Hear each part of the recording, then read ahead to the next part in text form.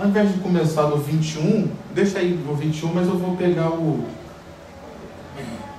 versículo 1, depois eu vou pular para o 21, só para a gente entrar no contexto aqui. Efésios 5. Você que já achou, diga: eu faço parte da escola bíblica dominical.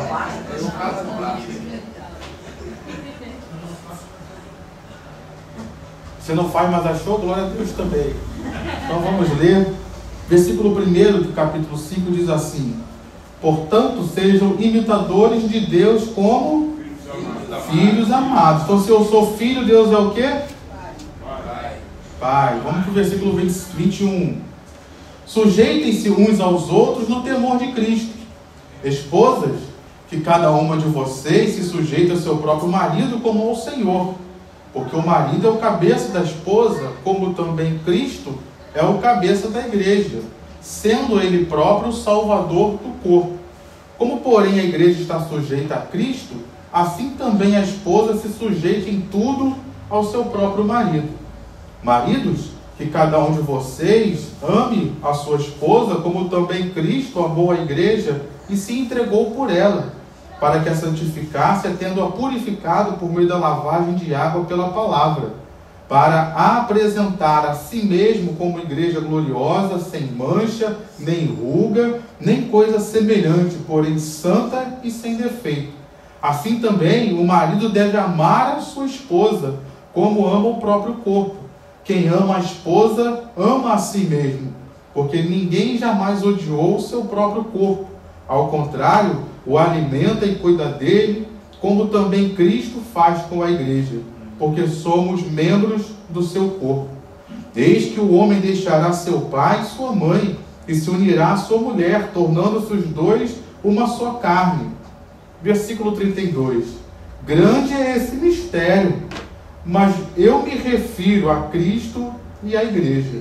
No entanto, também quanto a vocês, que cada um ame a própria esposa como a si mesmo, e que a esposa respeite o seu marido. Capítulo 6, versículo 1 até o 3. Filhos, obedeçam a seus pais no Senhor, pois isto é justo. Honre seu pai e sua mãe, que é o primeiro mandamento com promessa, para que tudo corra bem com você e você tenha uma longa vida sobre a terra. Amém? Vamos orar. Pai, nós estamos aqui reunidos nesta noite e eu tenho certeza que o Senhor tem algo especial preparado para nós. Então que nessa noite o Senhor ministre sobre as nossas vidas, o Senhor derrame da tua graça, e que esta graça alcance não somente a nós, mas alcance a nossa família, alcance essa sociedade, trazendo transformação pelo poder da tua palavra e do teu Espírito. Que a tua palavra produza frutos nessa noite, e frutos que permaneçam em nossas vidas. Assim nós oramos e te agradecemos em nome do Senhor Jesus. Amém e amém. O Senhor Jesus, enquanto esteve nessa terra, e nós vemos isso não só no ministério dele, mas nos apóstolos, nós vemos isso no ministério profético. Existem certas situações espirituais que são difíceis da gente entender. E por isso, tanto o Senhor Jesus, quanto os apóstolos e outros servos de Deus fizeram uso de alegorias, fizeram uso de parábolas, fizeram uso de histórias, fizeram uso daquilo que as pessoas conheciam daquele tempo, fizeram uso daquilo que aquelas pessoas observavam e viviam naquele tempo, para explicar questões espirituais de forma que elas pudessem compreender. Nós vemos isso, por exemplo, quando o Senhor Jesus contou a parábola do semeador. Era algo que aquelas pessoas estavam acostumadas a ver, pessoas semeando num campo, estavam acostumadas a ver a semente cair em diversos tipos de solo, estavam acostumadas a ver as aves pegando as sementes que ficavam expostas. Então Jesus, ele utilizou desse recurso, e todos os outros servos de Deus ao longo da história, para explicar as profundidades espirituais de forma que as pessoas pudessem compreender. E é bem verdade que nós vemos o próprio Deus se utilizando disso de diversas formas também. Se nós olharmos, eu falei isso aqui recentemente, o Senhor Jesus, o tabernáculo que estava no meio do povo de Israel, ele tinha 3 portas. A primeira porta, ela era conhecida como o caminho. A segunda porta, que estava no tabernáculo, era conhecida como a verdade. E a terceira porta, ela estava ali no tabernáculo e era conhecida como a vida. Então, Deus, preparando Israel, colocou o tabernáculo no meio do arraial. E Jesus depois veio dizendo: eu sou aquele tabernáculo que estava no meio de vocês. Eu sou a presença de Deus. Então, Deus foi preparando Israel, criou o tabernáculo, preparando Israel para entender o ministério, o chamado do Senhor Jesus como Messias. O tabernáculo também nos faz lembrar de algo que Israel fez por anos. Israel constantemente pegava um cordeiro e ia ao templo. E ele oferecia aquele cordeiro era morto, e ele era oferecido como oferta pelo pecado da nação de Israel. Até que um dia, João Batista aponta para Jesus e diz: eis aí o Cordeiro de Deus, que tira o pecado do mundo. Então Deus criou o sistema de sacrifícios, criou o tabernáculo, criou as ofertas que eram levadas como o cordeiro para preparar o coração da nação de Israel para o dia que Jesus viria. E aí ele seria reconhecido como aquele cordeiro que era oferecido constantemente no tabernáculo.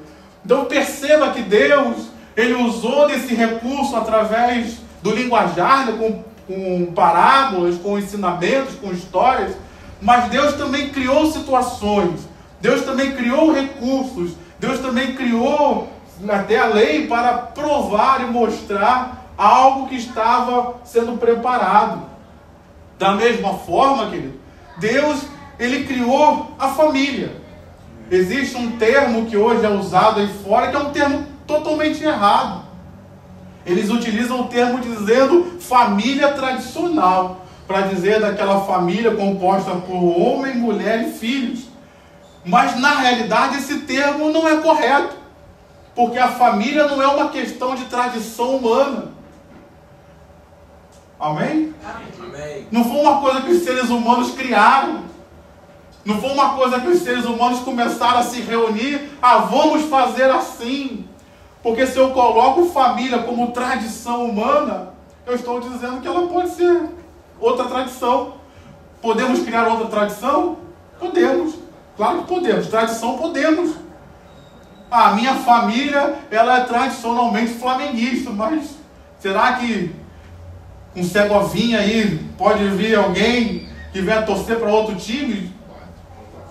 Pode. Tradição, quer dizer, é algo que nós podemos mudar. Mas a família, que é dita família tradicional, na realidade, ela é uma instituição divina. E aquilo que Deus instituiu não é algo que o ser humano instituiu. Então não está ligado à tradição, está ligado a uma instituição divina. Foi Deus quem estabeleceu dessa forma.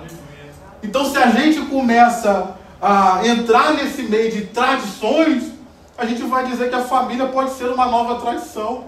A gente pode trazer uma nova tradição.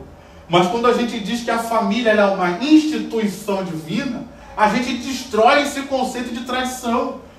Não foi o ser humano que inventou isso, não foram os seres humanos que pensaram, não, vamos criar o casamento, não foi isso. Foi uma instituição divina que fez com que a família fosse estabelecida e o casamento fosse estabelecido. Amém, meu irmão? Amém, minha irmã? Amém. E dentro desse conceito que eu estou trazendo aqui para nós hoje, Deus, ele instituiu a família também com um propósito, também com um objetivo, também como um projeto para que ele, em primeiro lugar, pudesse revelar a si mesmo à humanidade. Qual é o nome mais comum que nós reconhecemos a Deus? Qual é o nome mais comum como Deus Criador se apresentou e se apresenta ainda hoje à humanidade? Pai. Antes de qualquer coisa, temos um conceito de que Deus, Ele é Pai. Como é que nós poderíamos ter um conceito de que Deus é Pai se a família não tivesse sido instituída por Deus, não tradicionalmente constituída? Então Deus, Ele criou a família para, em primeiro lugar, revelar a si mesmo à humanidade como um Deus que é Pai. Então perceba que eu não posso transformar isso e dizer que é uma tradição, não. A família é também o que Deus usou como uma parábola visível da manifestação, da realidade de que Deus, Ele é um Pai. Amém, meu irmão? Amém, minha irmã? Então Deus se identifica dentro da família. Por isso que hoje a gente tem visto aí tantas pessoas tentando atacar o conceito da família.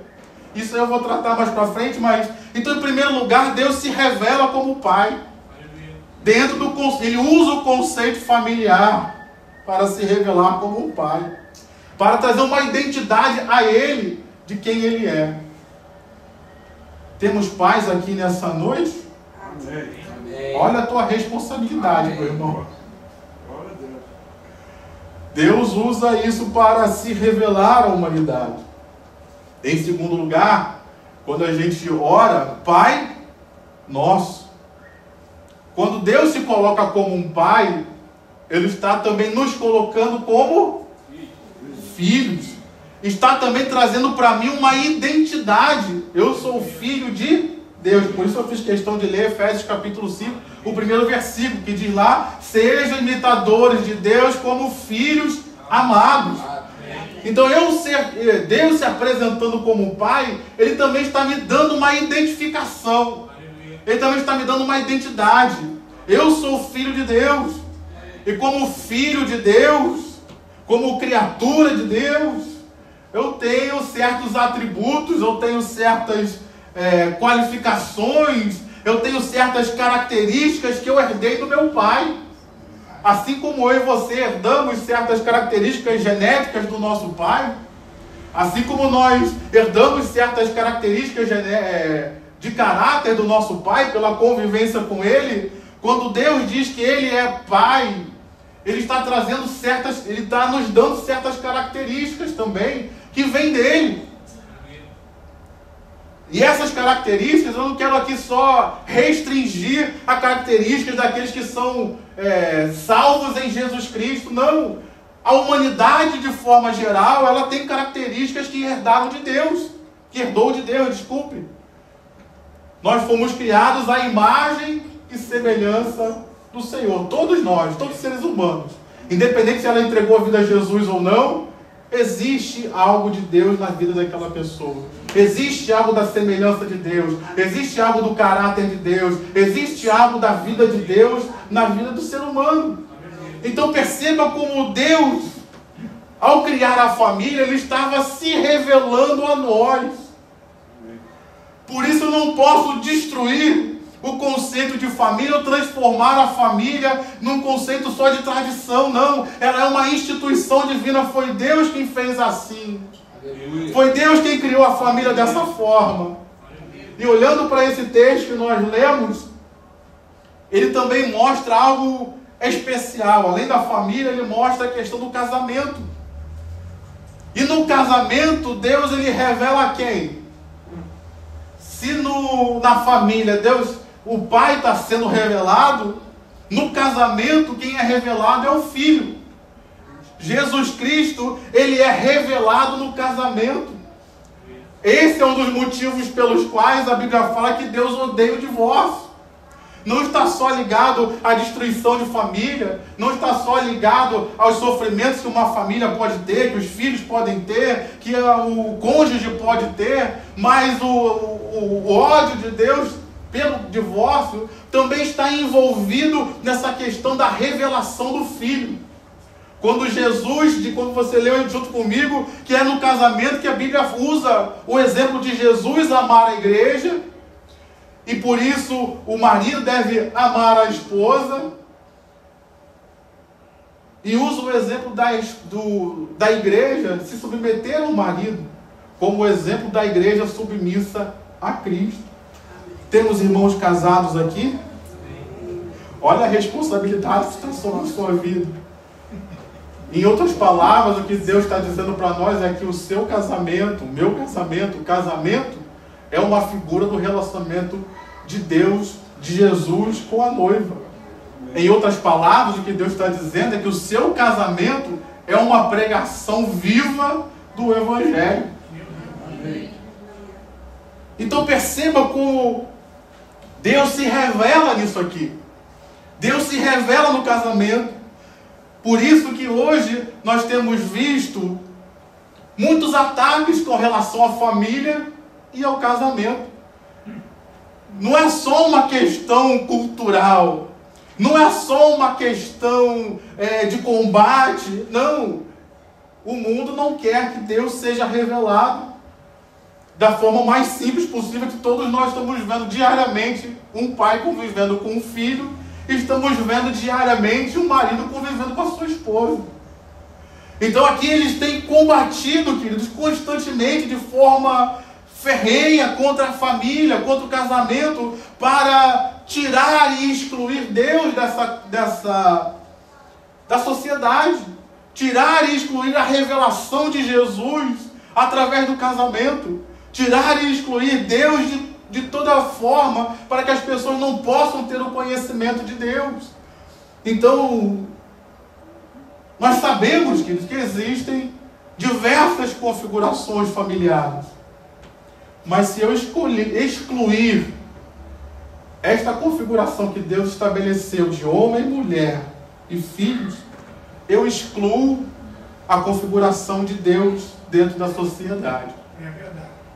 Se eu excluir o casamento entre homem e mulher, eu excluo a compreensão de Jesus e da igreja. É verdade. E aqui nós precisamos abrir os nossos olhos, queridos, porque muitos têm combatido isso aqui, têm atacado isso aqui, têm se levantado contra isso aqui para destruir famílias, destruir casamentos. E aqui eu queria trazer para nós, porque muitos têm usado para destruir isso aqui, a realidade da vida. Existem famílias perfeitas, queridos? Não. Obrigado, você foi enfático. Não. Existem casamentos perfeitos? Não. Então muitas pessoas hoje têm usado as fragilidades humanas para tentar atacar o projeto de Deus. Como assim? Deus criou a família, certo? Mas as nossas famílias são perfeitas? Não. A minha família é perfeita? Não sei a sua, mas a minha família é perfeita? Não. Então eu uso as fragilidades para dizer que o projeto de Deus está errado, então vamos destruir a família. Mas a realidade é que a família não deu certo. Não foi porque o projeto estava errado, foi porque o pecado entrou no mundo. Então hoje existem pais que são ausentes? É até difícil falar isso, né? Porque existir e ser ausente é um contraditório. Mas existe, queridos. Existem mães que a gente às vezes ouve aí nos noticiários que abandonam seus filhos ainda recém-nascidos. Existem essas realidades? Sim. Existe, queridos. Mas o fato disso existir não torna errado o projeto de Deus de ter estabelecido a família. Amém. O fato de essas coisas existirem não torna o fato de que temos que destruir então e acabar com o conceito de família. Vocês percebem isso? Sim. Sim. Precisamos que nos acordar para isso, porque é isso que estão fazendo aí fora. Ah não, já que tem pai que é ausente, já que tem pai que não ajuda, então vamos destruir o conceito de pai. Se a gente exclui o conceito de pai na sociedade, de uma certa forma, daqui a pouco a gente vai excluir o conceito de família e o conceito de Deus. Ah, tem mães que são ruins. Se a gente exclui o conceito de mães dentro da igreja, dentro da sociedade. Daqui a pouco a gente já não tem mais a compreensão de quem é Jesus, do relacionamento dele com a sua noiva. Então o fato de ter problemas de casamento, temos problemas de casamento hoje? Ainda temos? Ainda temos. Como é que pode, gente? A humanidade já está aí há 2000 anos e ainda tem problema de casamento, não se resolveu não? Ainda não, queridos. Mas o fato de terem conflitos dentro dos relacionamentos, ainda mais a nossa geração que não tem perseverado muito, ainda mais a nossa geração que não quer sofrer, então qualquer problema, qualquer conflito que existe, vamos separar desse homem, vamos separar dessa mulher.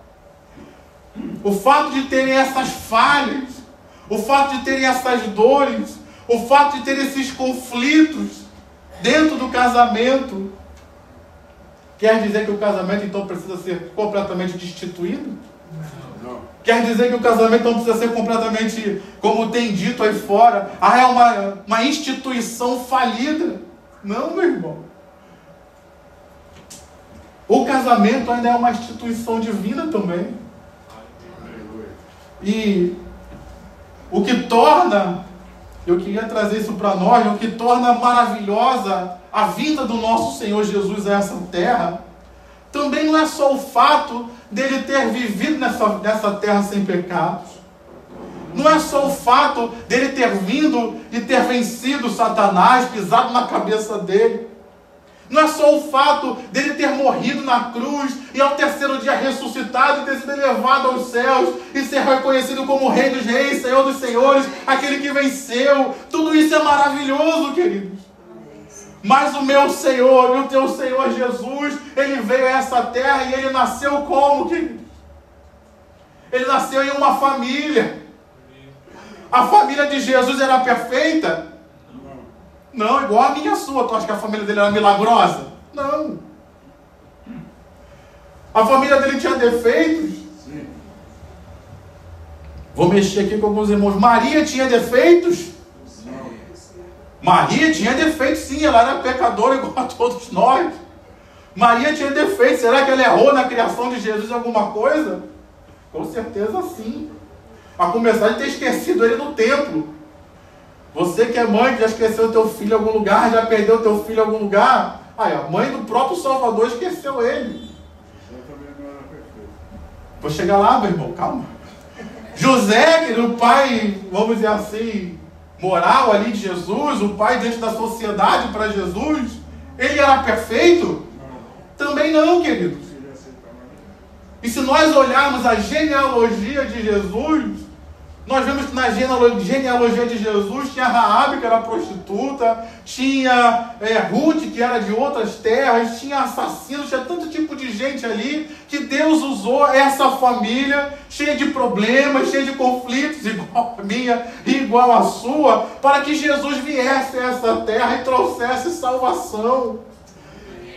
Ele não fez, Jesus vai nascer aqui, vai aparecer já adulto, não. Jesus teve que passar por todo o processo familiar.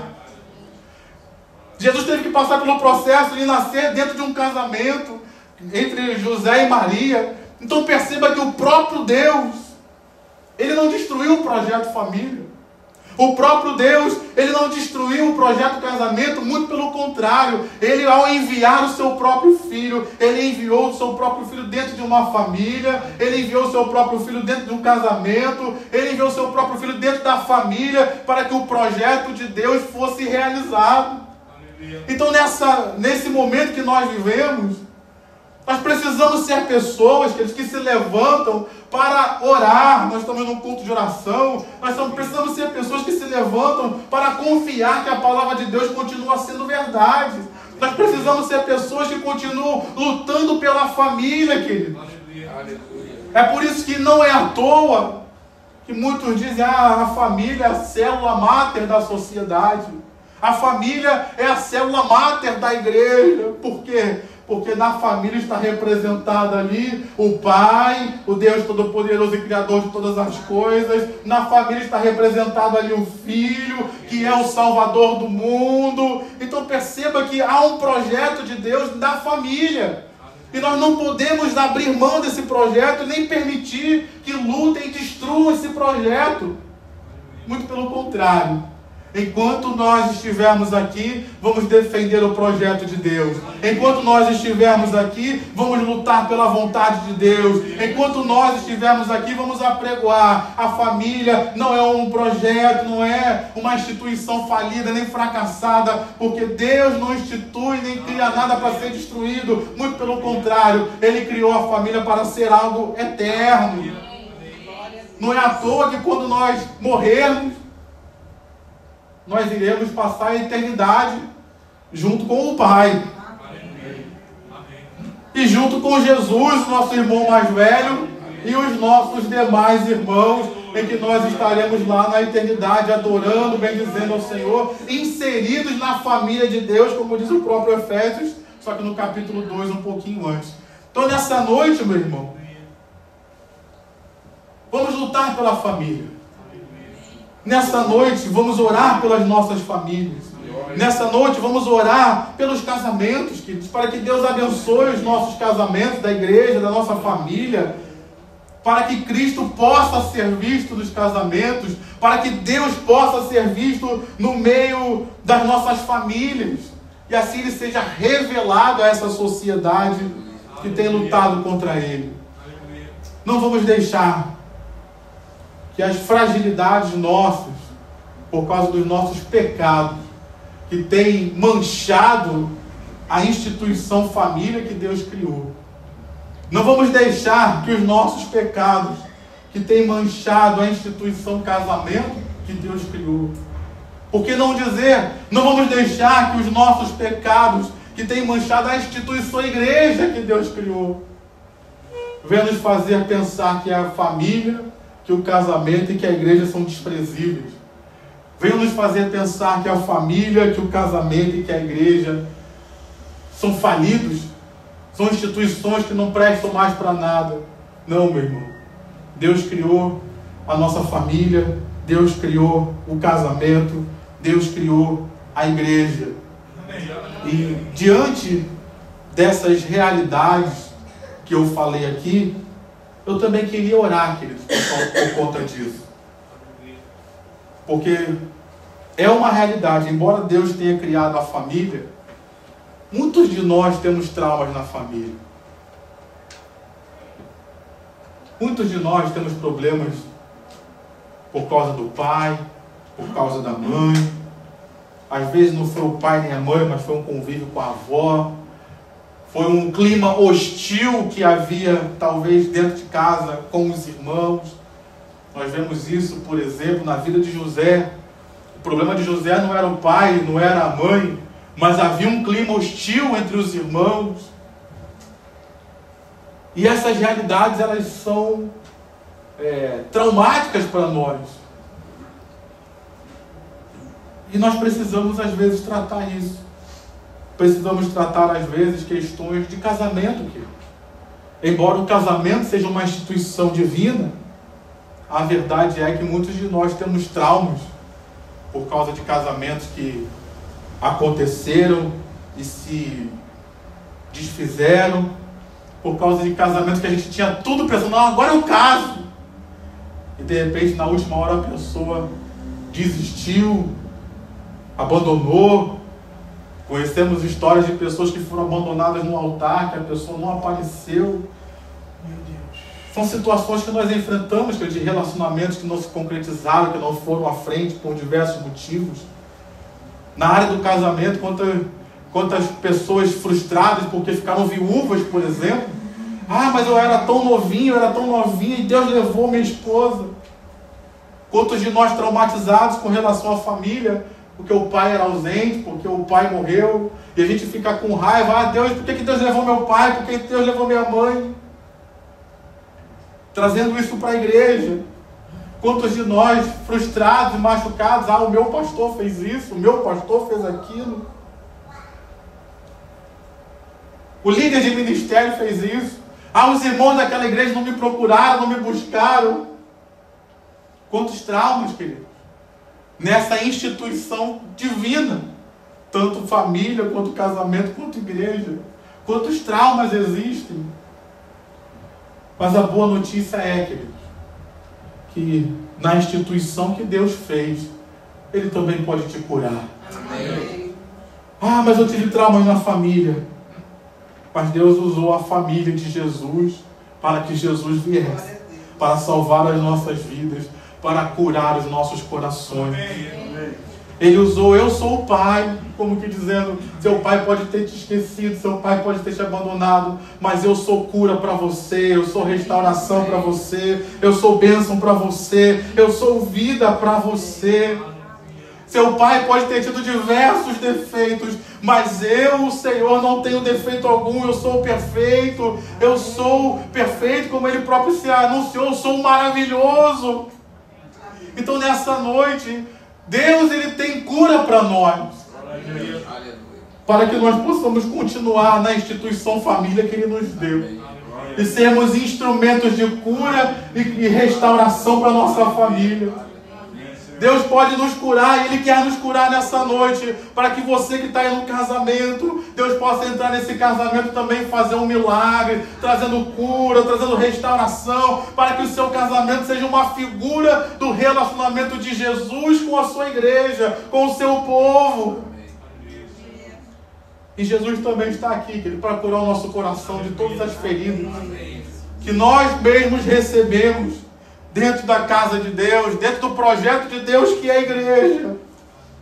Aqui pode ter sido um lugar de dor, aqui pode ter sido um lugar de sofrimento, mas aqui também é um lugar de cura, aqui também é um lugar de restauração, aqui também é um lugar de milagres. O mesmo Jesus que morreu em Jerusalém, o mesmo Jesus que padeceu e sofreu em Jerusalém, o mesmo Jesus que foi perseguido em Jerusalém, ao terceiro dia Ele ressuscitou, Ele venceu em Jerusalém também, e ali em Jerusalém Ele saiu para pregar para os seus discípulos e ensiná-los, e a Bíblia diz que um dia Ele vai voltar naquela Jerusalém, e ainda vai ser recebido como Rei dos Reis, Senhor dos Senhores. Então no lugar onde nós podemos estar sendo sofridos, onde nós podemos ter sido feridos, é um lugar que Deus também vai trazer cura, é um lugar que Deus também vai trazer milagre, é um lugar que Deus também vai te restaurar, vai te levantar e vai te abençoar, meu irmão. A igreja é assim. Para eu terminar, queridos, tem um pregador que ele diz que só Jesus é perfeito. Então é incoerente nós buscarmos perfeição nos outros. Olha para esse irmão que está do seu lado. Olha para essa irmã que está do seu lado. Ele é uma bênção, meu irmão. Amém. Uma bênção. Wellington, muito obrigado. Só você falou amém. Os outros olharam para o irmão do lado. Vou te dar mais uma chance para você dizer amém. É uma verdade isso. Ó. Olha para o irmão que está do seu lado. Ele é uma bênção. Diga amém. Ele é uma bênção. É verdade. Mas não procure perfeição nele. É incoerente. Sim, a gente sabe dessa verdade teológica, mas às vezes a gente esquece isso na prática. Só Jesus é perfeito, mas quando o irmão peca contra a gente quer fulminar ele, a gente quer que ele saia da igreja, a gente quer que mandar para o inferno. Então, a gente ouviu isso aqui recentemente quando o pastor pregou para nós sobre julgar e condenar. Eu não posso julgar ninguém. Sim. Eu não tenho direito de julgar ninguém. Amém, meu irmão, mas é isso mesmo. Então vamos entender aqui, o irmão é uma bênção, mas a gente não é perfeito. Os nossos pais são uma bênção, ou foram uma bênção, mas não eram perfeitos. E eles não tinham tanto conhecimento quanto eu e você temos hoje. Às vezes eu converso com alguns tios meus e falam dos meus avós, eu sempre falo isso, mas naquela época a mamãe pegava o chinelo, naquela época a sua mãe, seu pai, não tinha o conhecimento que você tem hoje, né? Eram outros tempos, então não eram perfeitos, queridos. E aplicando isso também para nós não somos perfeitos, queridos. Deixa eu te dar uma boa notícia. Teus pastores não são perfeitos. A começar de mim, aqui que estou falando, mas Pastor Roberto não é perfeito, pastor Pablo não é perfeito, pastor João Paulo não é perfeito. Os nossos diáconos aqui da igreja são uma benção, mas não são perfeitos. Os nossos irmãos aqui, que servem, que colaboram conosco, são uma benção, mas eles não são perfeitos. Os membros dessa igreja são uma benção. Os funcionários dessa igreja são uma benção. Mas nós não somos perfeitos, queridos. Então, a gente precisa aprender, dentro da instituição perfeita que Deus criou, a conviver com ela e dentro dela de forma saudável. Amém. Você entende isso que eu falei? Vou repetir. Precisamos aprender a viver dentro das instituições que Deus criou. A instituição é perfeita. Deus criou perfeito. Mas é composta por seres imperfeitos. E eu preciso aprender a conviver com ela e dentro dela, porque você não é um ser isolado da sua família. Você continua fazendo parte dela. Por mais que você diga, eu não quero me envolver, mas você continua fazendo parte daquela família. Então eu preciso aprender a conviver com ela e nela, ou seja, dentro dela ainda, de forma saudável. Sem destruir aquilo que Deus criou. Amém. Sem combater aquilo que Deus criou. Amém. Mas pelo contrário, lutar pela causa do Evangelho na família, no casamento e na igreja, porque assim seremos abençoados. Diga amém, diga aleluia, diga glória a Deus. Se coloque de pé. Quero orar nessa hora.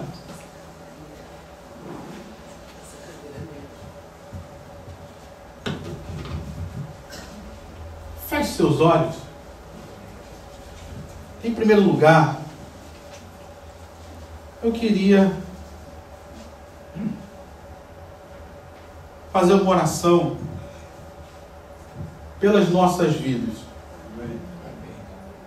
Por que pelas nossas vidas? Porque depois nós vamos orar pela família, por tudo. Mas eu queria primeiro orar por nós, para que a gente seja curado primeiro, para depois a gente orar pela nossa família. Não adianta eu pedir para você orar pela sua família e você com raiva. Mata minha família. Mata aquele primo meu, mata. Não adianta. Tomara que Deus pese a mão lá. Ele mexeu com o ungido de Deus, tomara que Deus pese a mão, tomara que ele nunca seja feliz. Esse é o tipo de oração, meu irmão, que não vai resolver. Então, primeiro eu queria orar para que Deus curasse os nossos corações. Feche seus olhos. Muitos de nós temos traumas na família. Não vou dizer muitos não, todos nós. Todos nós temos situações que nos desagradaram. Todos nós temos situações nas quais fomos feridos. Então, Pai, no nome de Jesus, nessa hora nós queremos apresentar nossos corações diante de Ti, porque o Senhor quer nos usar como canal de bênção. O Senhor quer nos usar, Pai, assim como o Senhor usou, por exemplo, José. José que passou pelo que passou nas mãos dos irmãos dele, mas o Senhor tinha um plano, o Senhor tinha um propósito, um projeto com a vida dele. E ali o Senhor não só curou o coração de José, como usou José como um canal de bênção para toda a família dele. Nós vemos assim diversos exemplos, Pai, como Jefité, por exemplo, que foi praticamente expulso da casa do seu pai pelos seus próprios irmãos, mas na hora do combate eles viram que Jefité tinha um valor e foram lá e convidaram Jefité para lutar ao lado deles, para liderá-los, e ali houve uma cura, houve um milagre naquela família, Pai. E o Senhor usou Jefité como um canal de bênção para toda a família dele. Então, Pai, nós sabemos que cada um aqui pode ter tido diversos conflitos familiares. Conflitos com pai, conflitos com mãe, conflitos, ó Pai, com irmãos dentro de casa. Talvez o conflito tenha sido com tios, com primos, com avós. E eu coloco esses conflitos nas Tuas mãos, Pai. Talvez muitos pensem, eu vou ter que aceitar isso aqui a vida inteira. E Deus está dizendo, não, eu tenho cura para você. Talvez você foi buscar, e eu não estou dizendo que está errado, você foi buscar ajuda terapêutica, você foi buscar um psicólogo, você foi buscar terapeuta, e eles te ensinaram a conviver com essa dor. E Deus está dizendo para você: eu tenho poder para curar isso. Eu tenho poder para restaurar a sua vida. E não só restaurar a sua vida, mas restaurar o seu coração, restaurar a sua família, restaurar esse relacionamento complicado que você teve. Mas é uma noite que você precisa perdoar. Perdoar o seu pai, perdoar a sua mãe. Talvez hoje, com mais calibragem de vida que você tenha, você consiga até compreender melhor. Preste atenção, não estou dizendo que vai justificar o que o seu pai fez, não. Tem coisas que podem ter sido feitas contra você, contra mim, que são injustificáveis, mas podem ser compreendidas. E Deus, talvez hoje, com a sabedoria que você tem, com a experiência, Deus está dizendo: compreenda um pouco da realidade que seu pai, que seu irmão, que essa pessoa fez contra você. E não permita que isso venha definir a sua vida. Não. Jesus veio para curar os nossos corações, as nossas almas. Jesus veio para nos libertar e nos tornar livres, não só do pecado, mas das consequências desse pecado também. Nessa noite, meu irmão, não existe: eu não consigo perdoar. Nessa noite, talvez você esteja com mais uma oportunidade de Deus para você, dizendo: perdoe. Não existe eu não consigo perdoar. O que existe é eu não quero perdoar. Então nessa noite, que nós possamos querer perdoar. Que nós possamos declarar: eu perdoo meu pai, eu perdoo minha mãe, eu perdoo pelo que eles fizeram, pelos que eles não fizeram, eu perdoo por aquilo que eles permitiram que fizessem comigo, eu perdoo meus irmãos, eu perdoo tios, eu perdoo meus avós, eu coloco a minha família diante do Senhor. Perdoo primos, pessoas que talvez tenham te atacado de forma tão maldosa. Nessa noite Deus está dizendo para nós: é noite de um basta nessa situação. É noite de um basta nessa ferida. É noite de um basta nessa dor. Deus quer curar, Deus quer restaurar. Perdoamos os nossos líderes na igreja também, Pai. Perdoamos os nossos pastores, perdoamos os nossos diáconos, os nossos líderes, aqueles que estavam acima de nós, os nossos bispos, seja como for, por aquilo que possam ter feito, por aquilo que possam ter permitido. Nos perdoa, Pai, porque às vezes nós fomos muito incoerentes ao buscar perfeição nas pessoas, onde só a encontraremos em Cristo. E mesmo em Cristo sendo perfeito, muitas vezes nós não concordamos com Ele.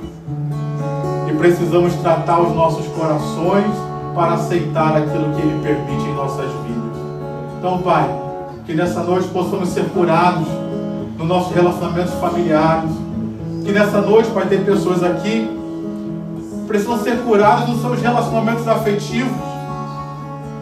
Traumas de namoros, de noivados, de casamentos, traumas que precisam também ser tratados, ser curados, serem restaurados, até para podermos constituir uma nova família, um novo relacionamento, Pai, porque senão a gente vai ficar sempre reproduzindo essas dores no outro, que às vezes não tem nada a ver com os traumas que nós tivemos no passado.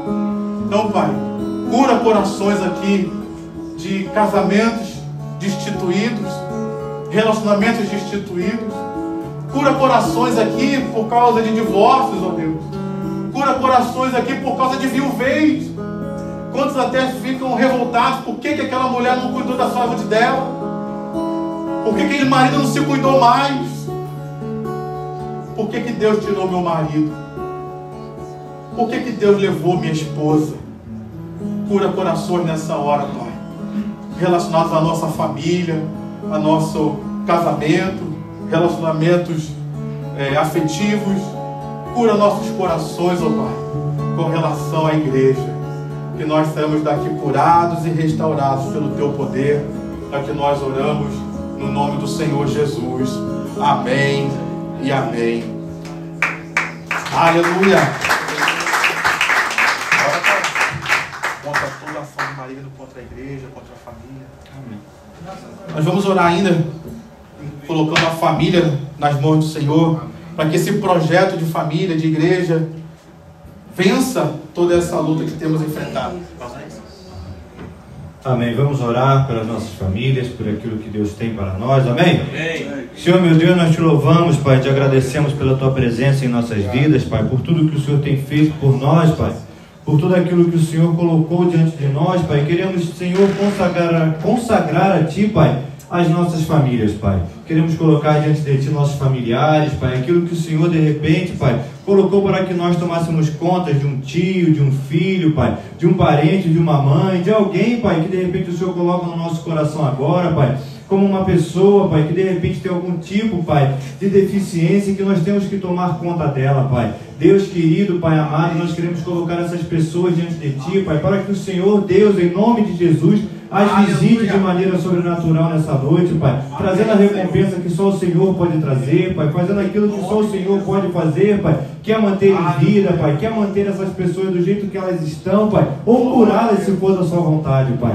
Deus querido, Pai amado, queremos colocar diante de Ti cada familiar que está sobre a nossa responsabilidade, Pai, para que o Senhor nos ajude, Pai, a tomar conta deles, Pai, porque Deus tem momentos, Pai, que nós não sabemos o como fazer, como operar, como manobrar aquela situação, mas Deus, o Senhor é um Deus de graça, misericórdia, que tem todo discernimento, sabedoria, que pode nos ensinar como agir em cada situação, e nós queremos consagrar também, Pai, as nossas famílias a Ti, Pai, porque Deus, o inimigo tem se levantado, tem tentado contra, Pai, mas nós te pedimos, Senhor, que em nome de Jesus o Senhor erga uma muralha de fogo ao nosso redor, ao redor daquele que nós amamos, Pai, de repente um parente que está distante, uma filha que já saiu de casa, Deus querido, Pai amado, vai lá, visita, Pai, coloca a unção do Teu Espírito sobre essa vida, Pai, para que nós possamos, Pai, crer que nós teremos dias melhores, que nós teremos, Pai, essas pessoas junto conosco, junto, Pai, de repente não fisicamente, mas junto, Pai, na videira verdadeira que é Jesus Cristo, Pai, que essas pessoas possam Te conhecer, Pai, que essas pessoas possam se render a Ti, Pai,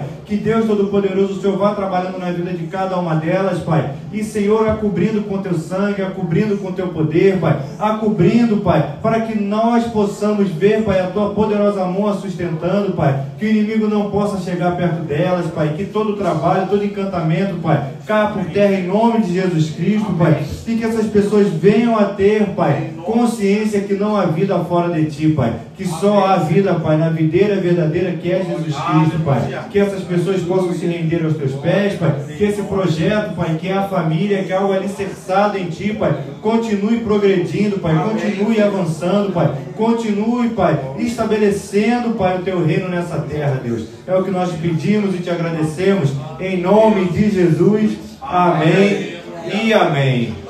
Amém? Quem está feliz com Cristo, dê uma salva de palmas nesse Deus que é poderoso, amém? Quer falar?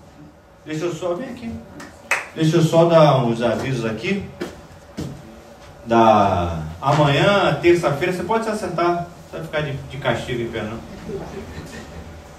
Amanhã às 15 horas nós teremos o culto à tarde da bênção com o serviço da Santa Ceia, amém? Amém. Nós teremos também na quarta-feira culto dos homens, eu estarei aqui ministrando a palavra de Deus. Sexta-feira às 7h30 da manhã nós teremos também aqui um culto de consagração, um culto de oração. Você que pode, esteja aqui conosco para compartilhar a palavra de Deus, para orarmos juntos, para de repente também no fim compartilharmos aqui no café da manhã. No domingo, às 8 horas e às 10h30 da manhã, culto com o pastor Roberto Leal, e às 19 horas com o pastor João Paulo. Amém? Amém. Eu já estava lembrando, eu falei assim, eu tenho que falar isso. Ano passado, eu fui na festa da minha filha, da filha do meio, e ela tá com um rapaz, a cunhada e a sogra dela macumbeira. Aí chegando lá, levei bolo, levei salpicão, não sei o que, foi a festa. Sua mãe, que legal, sou crente, né? Aí estavam dançando lá, estavam rebolando, vem dançar. Eu falei, não, fica à vontade, pode dançar vocês. Sentada lá, aí a sogra me chamou. Essa menina, não sei o que eu falei, essa aqui é minha filha. A menina é de Deus, a promessa do Senhor na minha vida. Promessa de Deus.